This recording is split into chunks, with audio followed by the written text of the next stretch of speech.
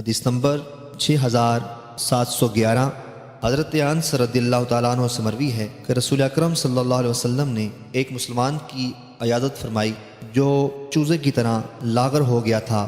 رسول اکرم صلی اللہ علیہ وسلم نے اس سے پوچھا، کیا تو اللہ تعالیٰ سے کسی چیز کی دعا کرتا تھا یا اس سے کوئی سوال کرتا تھا؟ اس نے عرض کیا، جی ہاں، میں کہتا تھا، یا اللہ، تو نے مجھے جو عذاب آخر میں دینا ہے وہ دنیا میں ہی دے دے۔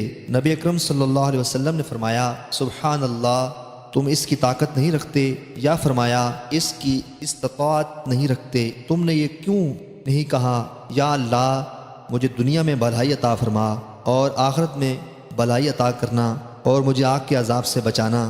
راوی فرماتے ہیں آپ نے اس کے لیے دعا کی تو اللہ تعالیٰ نے اسے شفا عطا فرمائی۔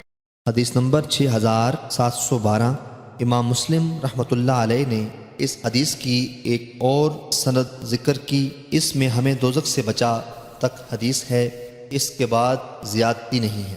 حدیث نمبر 6713 حضرت انس رضی اللہ تعالیٰ عنہ بیان کرتے ہیں کہ رسول اکرم صلی اللہ علیہ وسلم اپنے صحابہ کرام میں سے ایک کی عیادت کے لیے تشریف لے گئے اور وہ چوزے کی طرح ہو گیا تھا۔ اس کے بعد حسب سابق ہے، البتہ اس میں یہ بھی ہے کہ تم اللہ تعالیٰ کے عذاب کی طاقت نہیں رکھتے، اور یہ بات مذکور نہیں کہ آپ نے دعا فرمائی اور اللہ تعالیٰ نے اسے شفا دے دی۔